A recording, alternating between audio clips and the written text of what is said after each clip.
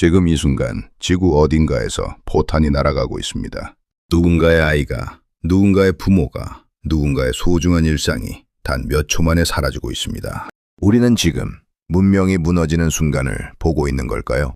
어쩌면 여러분은 오늘 아침 뉴스에서 봤을 겁니다. 또 다른 지역에서 긴장이 고조되고 있다는 소식을, 강대국의 지도자가 강경 대응을 선언했다는 소식을, 핵 위협, 경제 제재, 군사 훈련, 단어들이 날카롭게 쏟아집니다. 그런데 저는 오늘 이 모든 것을 뉴스의 언어가 아니라 철학의 언어로 읽어드리고 싶습니다. 봄에 30여 년 전 한 철학자가 아주 조용한 방에서 이렇게 물었습니다. 인간은 정말로 전쟁을 멈출 수 있는가? 그의 이름은 이마누엘 칸트. 그리고 그가 쓴 책의 제목은 영구 평화론이었습니다. 오늘 우리는 그 오래된 질문을 지금 이 시대의 거울에 비춰볼 것입니다. 지금 세계는 어디에 있는가? 지금 국제 정세를 살펴보면 우리는 매우 흥미롭고도 불안한 패턴을 발견합니다. 세계에서 가장 강력한 국가의 지도자는 말을 다듬기보다 나를 세우는 방식을 즐깁니다. 협상 테이블보다 선언문이 먼저입니다. 외교적 언어보다 위협의 언어가 더 빠르게 퍼집니다. 반대편에서는 수십 년간 이어져온 고립과 불신 속에서 또 다른 강경파가 버티고 있습니다. 우리는 결코 물러서지 않는다는 선언 아래 대립의 구조가 점점 굳어지고 있습니다.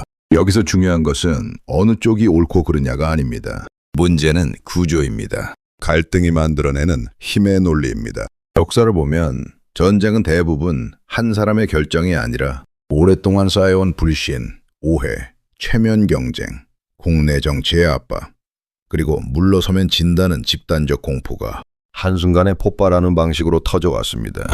그리고 칸트는 바로 이 순간을 200년도 더 전에 이미 예상했습니다.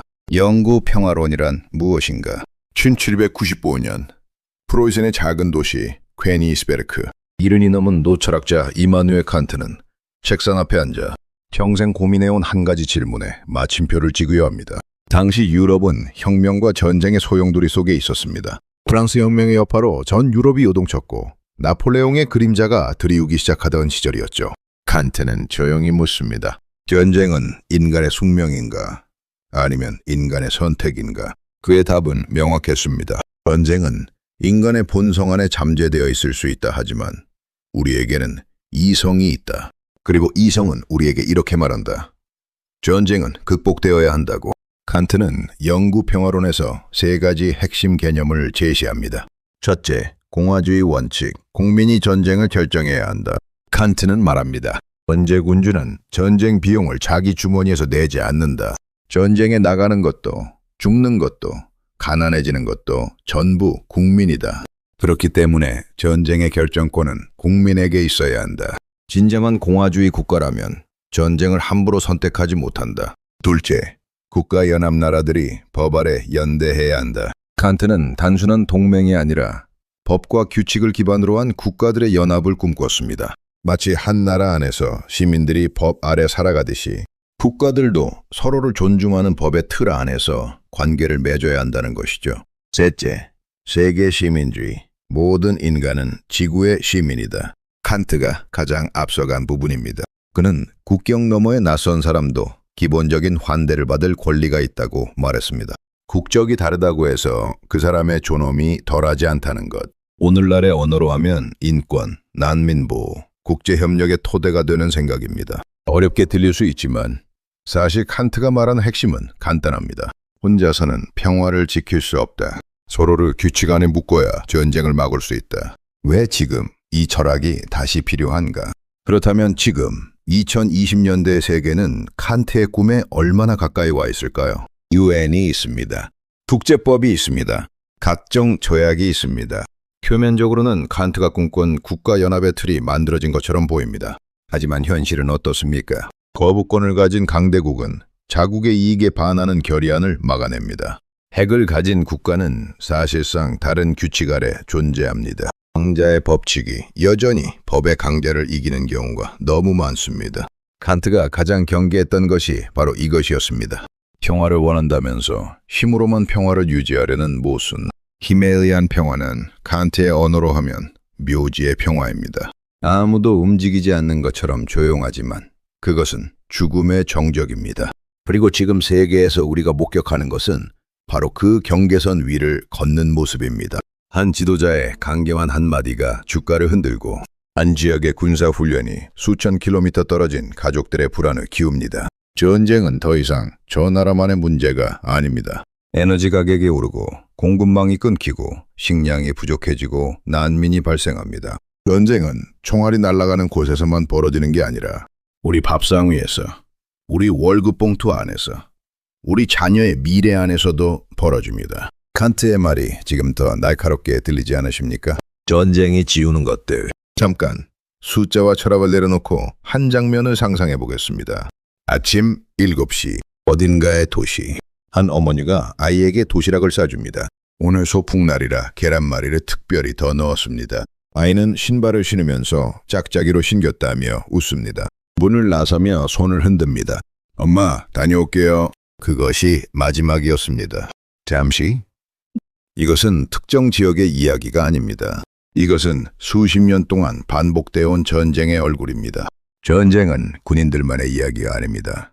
전쟁은 최전선에서 시작되지만 가장 깊은 상처는 무기를 들지 않은 사람들에게 남습니다. 폭격 소리에 잠 못 드는 아이들, 고향을 잃고 낯선 땅에서 번호표를 받아야 하는 어르신들, 평생 쌓아온 가게가 하루아침에 잿더미가 된 자영업자들. 우리는 뉴스에서 사상자 수를 봅니다. 숫자를. 하지만 그 숫자 하나하나는 누군가의 전부였습니다. 7.1주. 전쟁이 앗아가는 것은 생명만이 아니다. 기억이고 꿈이고 일상이다. 칸트는 이것을 알고 있었습니다. 그래서 그는 이성에 호소했습니다. 인간이 짐승과 다른 것은 지금 당장의 충동을 넘어서 내일의 결과를 생각할 수 있기 때문이라고. 그 이성이 지금 어디에 있는지 우리는 묻지 않을 수 없습니다. 승자를 가리는 게임이 아니다. 역사 속의 전쟁을 돌아보면 이기는 나라는 있었습니다. 하지만 전쟁이 끝난 뒤 진정한 의미에서 승자가 있었던 전쟁은 얼마나 될까요? 제1차 세계대전의 승전국들은 20년 뒤 또다시 전쟁을 치러야 했습니다. 제2차 세계대전이 끝난 뒤 승자 미국은 한국전쟁으로 베트남 전쟁으로 이어졌습니다. 냉전이 끝났을 때 우리는 역사의 종말을 기대했지만 분쟁은 형태만 바꿔 계속됐습니다. 왜일까요?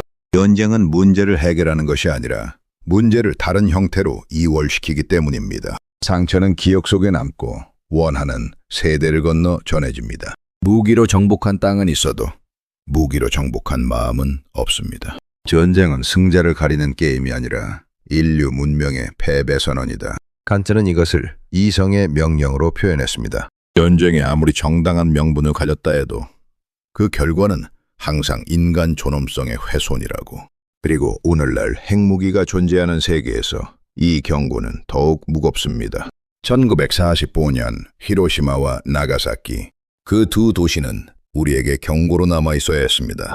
하지만 세계는 그 이후 더 많은, 더 강력한 핵무기를 만들었습니다. 칸트의 말처럼 이성이 작동하지 않을 때 인간은 자신을 파괴하는 능력을 키워왔습니다.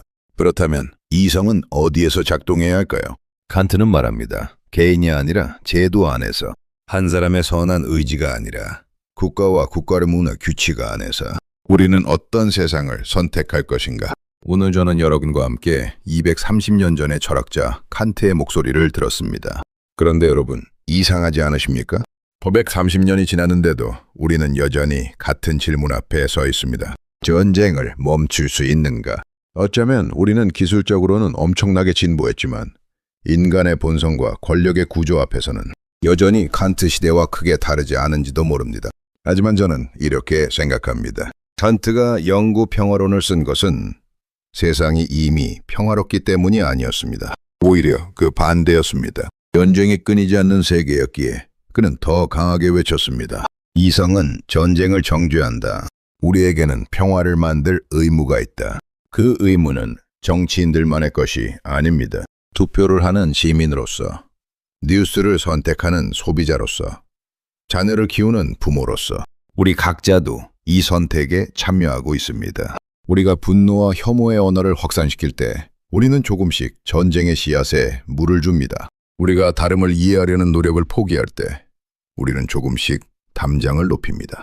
우리가 저들과 우리로 세상을 나눌 때 칸트의 세계 시민은 멀어집니다. 반대로 우리가 한 사람 한 사람의 존엄을 기억할 때, 우리가 전쟁의 피해자를 숫자가 아닌 인간으로 볼 때, 우리가 저 나라 문제가 아니라 우리의 문제로 국제 정세를 읽을 때, 우리는 비로소 칸트가 꿈꾼 방향으로 한 걸음 나아가는 것입니다. 총알이 날아가는 순간 가장 먼저 무너지는 건 사람이 아니라 문명입니다. 그리고 문명은 한번 무너지면 다시 세우는데 한 세대가 걸립니다. 우리는 어떤 세상을 다음 세대에게 물려줄 것인가? 그 대답은 오늘 우리가 무엇을 선택하느냐에 달려 있습니다. 오늘 영상 어떠셨나요?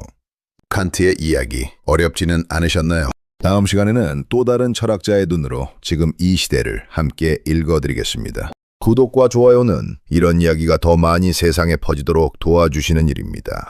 오늘도 함께 해주셔서 감사합니다.